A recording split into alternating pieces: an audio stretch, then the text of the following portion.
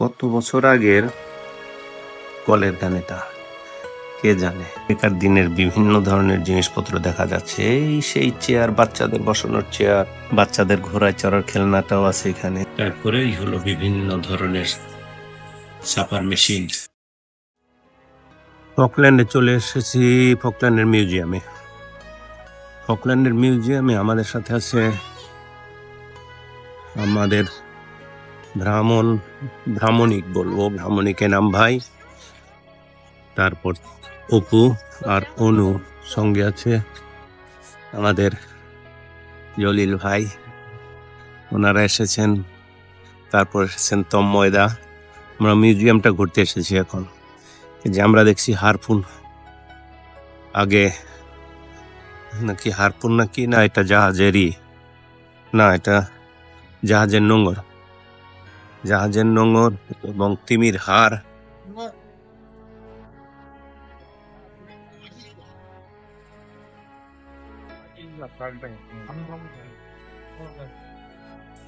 এই হলো আর একটা অ্যাঙ্কর।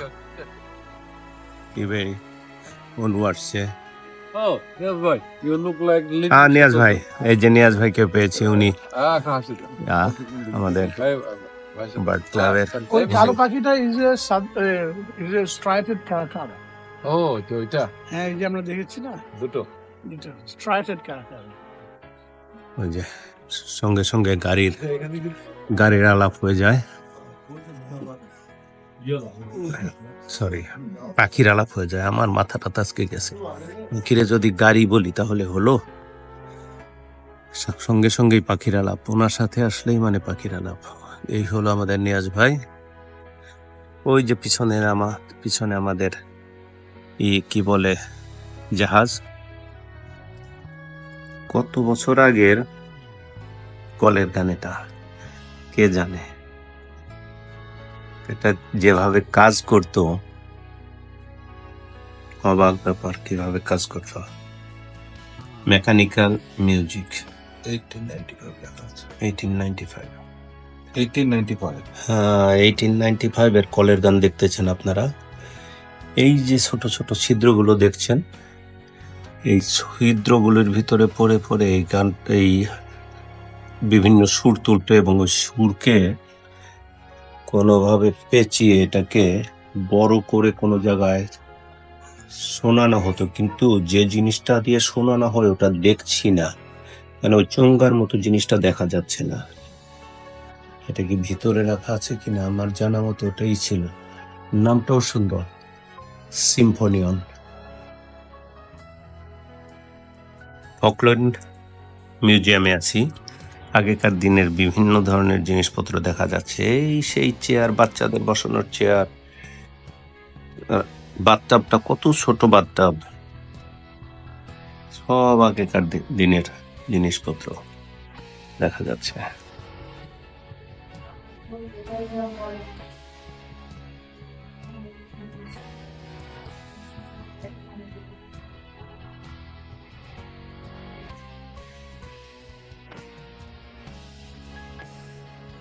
জামা কাপড় কেমন ছিল, এই হলো পোশাক আশাক ছিল। ও বাবা, এই বাচ্চাদের ঘোড়ায় চড়ার খেলনাটাও আছে এখানে, সুন্দর। 1870 সন আমরা দেখছি এখানে। কর্নার চেয়ার, আর এটা আর একটা মিউজিক্যাল জিনিস, মিউজিক বাজানোর জন্য।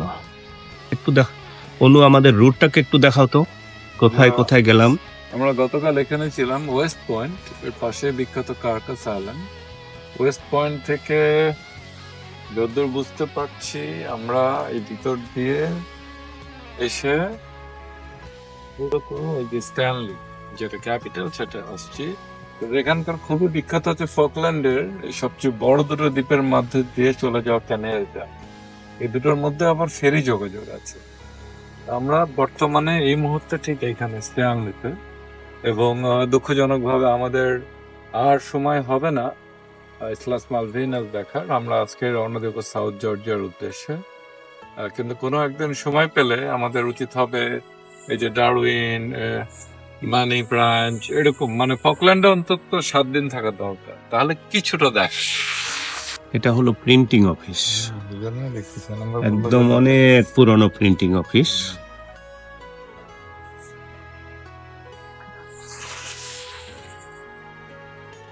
ছাপাখানা,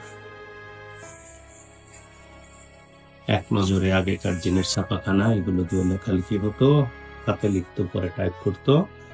তারপরেই হলো বিভিন্ন ধরনের ছাপার মেশিন, একটা একটা করে দেখাচ্ছি। ও এত টেকনিক্যাল জিনিসগুলো অত বুঝিনি আমি প্রিন্টিং এর, কিন্তু দেখা যাচ্ছে আগেকার দিনের আর এখনকার দিনের আকাশ পাতাল পার্থক্য। এগুলো থেকেই কিন্তু আধুনিক ছাপাখানা হয়েছে, এগুলোকে উন্নত করতে করতে। এই হলো আগেই করতো, এক একটা পেজ বানাতো, ওই পেজগুলোর উপর ছাপগুলো পড়তো। আর এটা হলো পুরনো মেশিনিং সেন্টার। আমরা আধুনিক লেদ মেশিন যেটা আছে সেটা পুরনো সংস্করণ দেখতে পাচ্ছি, খুব একটা বদলায়নি, খুব একটা বদলায়নি।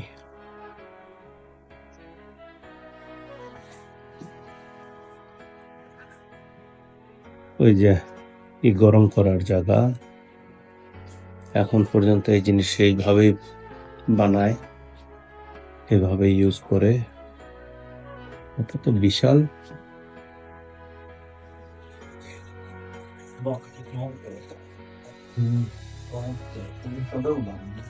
এই সমস্ত জিনিসপত্র বানানো হতো।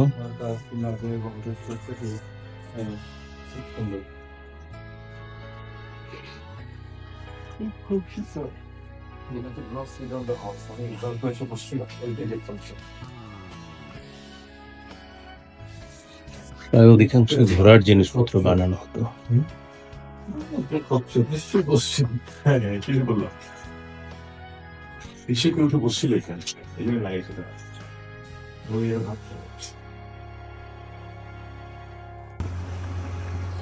আমরা স্টানলি ছেড়ে চলে যাচ্ছি।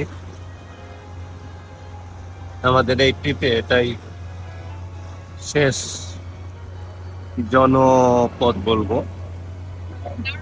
আমরা জোডিয়াকে এসে বসেছি। ছোট্ট একটা দ্বীপ, 1000-2000 মতো লোক থাকে, কিন্তু খুবই সুন্দর। আপনারা দেখতে পাচ্ছেন, খুবই খুবই সুন্দর, রং চঙে। সারাটা দ্বীপ ঘুরে কাটালাম 1 ঘন্টা।